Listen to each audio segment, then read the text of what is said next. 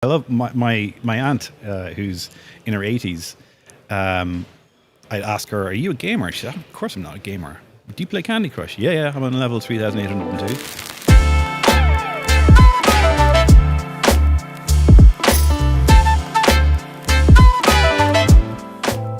Welcome, Steve, to the IFA 2023 live podcast. How are you doing today? Doing good, Callum. Thanks for the opportunity to chat. Have a great day walking around the huge show floor. It's gargantuan. Oh my God. I got lost, I'd say, about 7 times. But it's just really, really great fun to see the huge diversity of different vendors and technology, and drawn immediately like a firefly to the robotic stuff. Love all the robots. Oh, was there a robot that really piqued your interest? Well, the Boston Dynamics robot, the dog. Spot, yeah. Oh my God, that is just so cool. It's so cool, yet so dystopian. I know. I'm not sure whether to be excited or in fear of my life. We've all seen Black Mirror. We know what happens in the future. Exactly. So you're the CTO of King. Right. Which I'm sure many people know through Candy Crush Saga, one of, if not probably the most popular game in the world, like in terms of user base. Hugely popular, and we're so privileged. It's a game which has stayed on the top of the US charts for nearly 24 quarters in a row now. But we launched the game over 10 years ago, so it's over 10 years old now. But it's King itself, as the company, has launched 200 games in our 20 years.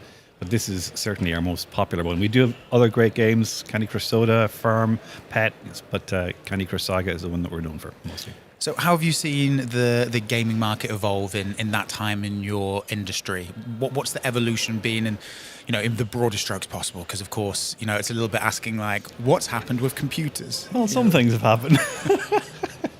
They're no longer the size of a room. That's a good thing for us in our business. I've been in the game industry since about 1984, 1985. I started writing games back then as a sort of a lone programmer. And games were very different then. That was Spectrum, Commodore 64, Atari 400, Atari 800 days. But to see the games industry evolve from that point, where you could probably number gamers in hundreds of thousands around the world, to today, where we estimate there's probably about 3.3 billion players of games around the world. And what is a gamer has changed hugely as well. Back in those days, in 1985, it was my type of player. It was me. It was male predominantly, sort of 18 to 25-year-olds playing, classic games. Whereas today, for us, our audience is such a huge, diverse audience across ages and gender. It's the world that is our audience, and so it's awesome to be sort of playing in that space. And how have you seen the term gamer change? Because it's interesting, right? You wouldn't describe someone who watched movies as a movier. No. It's just because everyone does it. That's right. And it's the same sense that I think when we spoke previously, you said, was it 3.3 billion? Yeah. People, almost half the planet plays games. Why do you think there's still a tag gamer when 50% of the world do it? I think there's still a community of player who identify as gamers, and maybe it's an evolving definition. But I love my aunt, who's in her 80s. I'd ask her, "Are you a gamer?" She said, "Of course I'm not a gamer." "Do you play Candy Crush?" Yeah, I'm on level 3,802. Okay, so you're not a gamer and yet you really love this game. That's the dichotomy we have, and I think the idea of what is a gamer has vastly changed, and people don't have to self-identify as a gamer anymore to enjoy playing games and have that as part of how they entertain themselves and distract themselves from what's happening around the world. And do you think that needs to change in any sense, or is it just something that's going to happen naturally as games become more embedded? Yeah, I think it's perfectly fine. I mean, there are people who self-describe themselves as movie buffs, maybe as opposed to a movieer, or a movie fanatic, or a movie fan. And then there's everyone else who, very much enjoys Barbie when it comes out and has a great time, and the other who enjoy Oppenheimer. I'm an Oppenheimer person, by the way. Oh, I'm both. Saw them back to back. Excellent. Great, like a main meal and a dessert. Loved it. But to think like Barbie and Candy Crush have come together, in fact. So we have featured some of the Barbie characters in our games over the last couple of months, and this is a really good example of how games are evolving. The media, different forms of media are coming together, and fundamentally it's about creating fun experiences for our players. And while, Barbie may not be my type of thing, it certainly appeals to a huge percentage of our players, and that's great. And we've done things in Candy Crush like help pop stars launch new albums, like the Jonas Brothers featured some of their latest content in Candy Crush.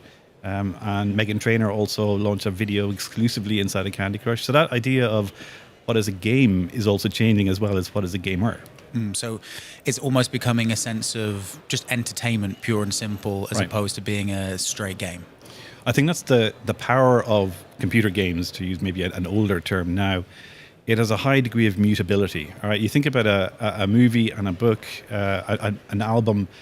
There's a very sort of clear bookend, or there's a very clear definition of what that entertainment experience is like, whereas games have evolved extraordinarily. They're interactive experiences, right? So that allows you to do pretty much anything you like, from playing a classic game with puzzle elements to a challenging game to expanding the definition of a game to something that, I'm not going to use the word metaverse because I think that's overused, but the idea that it's a very much amorphous medium where you can bring people together to play interactive experiences and just have a whole ton of fun, and where the player themselves get much more agency over what they do inside that experience. And do you think that's that amorphousness of gaming, do you think that's going to continue and expand? It's you mentioned the metaverse there, and there are just so many emerging technologies that can really expand the remit of what a game is, whether that's AI or, AR when it starts, being put on the world. How do you expect games to, shift and change into this world where, there are more and more possibilities? It's interesting. With 3.3 billion players in the world today, it means there's no such thing as a single definition of a player or a single definition of a game. And I think, you look at, say, the companies that I'm involved with, Activision, Blizzard and King, and the types of games that we provide, everything from Call of Duty to World of Warcraft to Candy Crush. Even there you see a vast array of different types of gameplay experiences.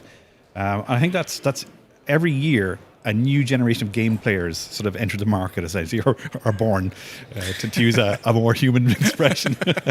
But that's, essentially, if you think about it, it's people like me who were born first into games as a thing.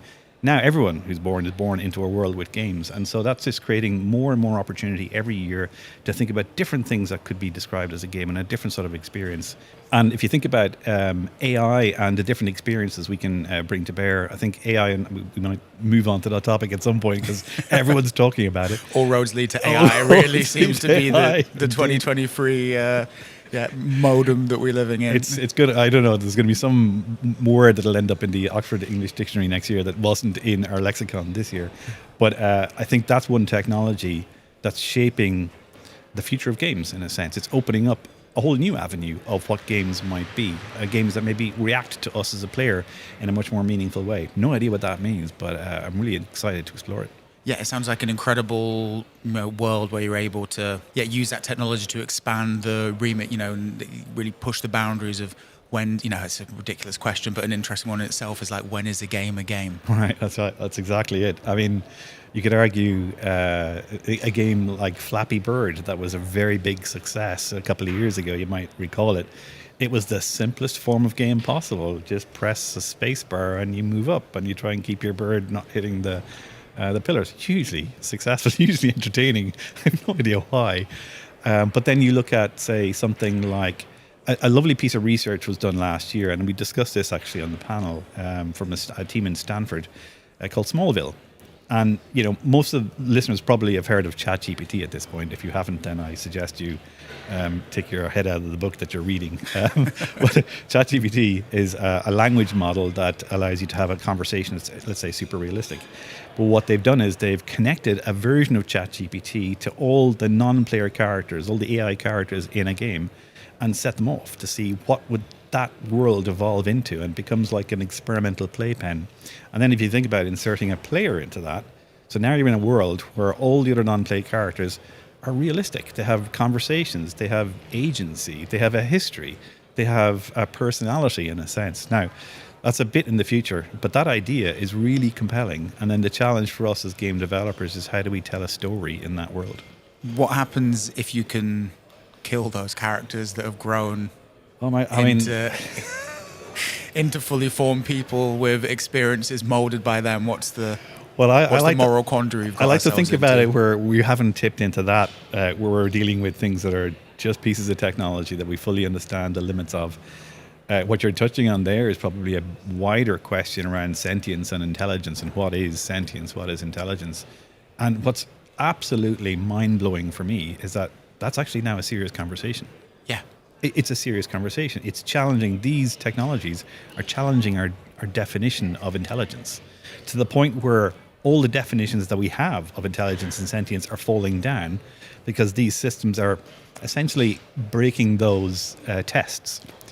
I think no one believes that these systems, the large language models and ChatGPT, are sentient in any sense. But I think what the community of researchers and scientists and technologists in the space do believe, that it's likely to happen before we know it's happened. Puts a different spin on playing Grand Theft Auto, for sure.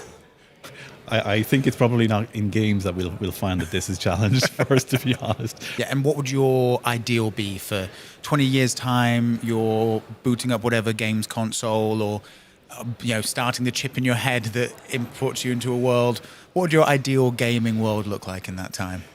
Well, one of the things that I think is great about, say, King and Candy Crush in our games is the ubiquity of access. Because we've got nearly 240 million players around the world every month. It's this huge audience, and the job that we try and do is make sure each of those players has a great experience, no matter where you're playing, no matter what device you're playing it on. So that idea of being available all the time, anytime, for you as a player who just wants to play for 5 minutes or 10 minutes, that's interesting. And I think the technology that's maybe a little further away now, but is going to arrive, is augmented reality. And that's just a new way of interacting with information, essentially. And I hope it's going to be something that's very non-intrusive. Ideally, it doesn't require wearing anything. I have no idea if that's possible. But maybe in the medium term, it'll be wearing something akin to a sunglasses or something like that. But that you can then, whenever you're free, you're not having to take a device out of your back pocket. You're not having to carry anything around. It's just there. And if you want it, you can glance over in the corner and maybe complete another level of Candy Crush augmented reality. Sounds like a very entertaining future. I hope so. Well, Steve, thank you very much for your time. It was a pleasure talking to you. Pleasure. And enjoy the rest of your trip to Berlin. Thanks, Carl. Catch you soon.